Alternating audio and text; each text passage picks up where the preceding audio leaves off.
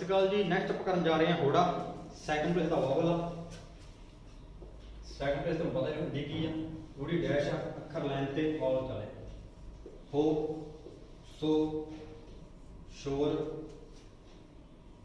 ਰੋਕ, ਨੋਬਲ, ਅੱਖਰ ਲਾਈਨ ਤੇ ਰਹਿਣਗੇ। ਨੋਬਲ,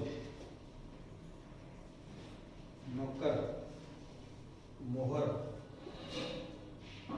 मोहर, कोट, मलोट, अखर लाइन ते वाल चाले, पूरी डैश, लोट, मोरी, हमें बड़ा अरे भाई मोरी, टोपी, टैंके बड़ा पूरे टोपी, कोलकाता, कोलकाता,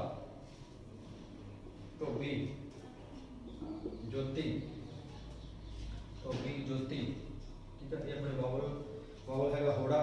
सेकंड प्लेस अखर लाइन ते आ गया, वावल चाले। 2 नंबर का वावल बस ध्यान वही रखना, कदे पैरल नहीं होना। ये कला तो एक तो होड़ा ते होड़े ते बिंदी बहुत अक्सर इस तरह आउणगे जिहदे विच होड़े ते बिंदी पऊगी, एक कांटे ते बिंदी पऊगी, उत्थे ਆਪਾਂ ਇਹਨਾਂ ਨੂੰ यूज करांगे जो पैरल होया। ठीक है। मोगा ते मोगा, ठीक है। सॉफ्ट सॉफ्ट पला करके ते ਆਪਾਂ ਜਦੋਂ ਵੀ ਹੋੜੇ ਤੇ ਬਿੰਦੀ ਆਊਗੀ ਉਦੋਂ ਵਾਵਲ ਪੈਰਲ ਕਰਾਂਗੇ, नहीं तो ऑपोजिट ਚੱਲੇਗਾ हमेशा, पैरल भी कदे नहीं होना।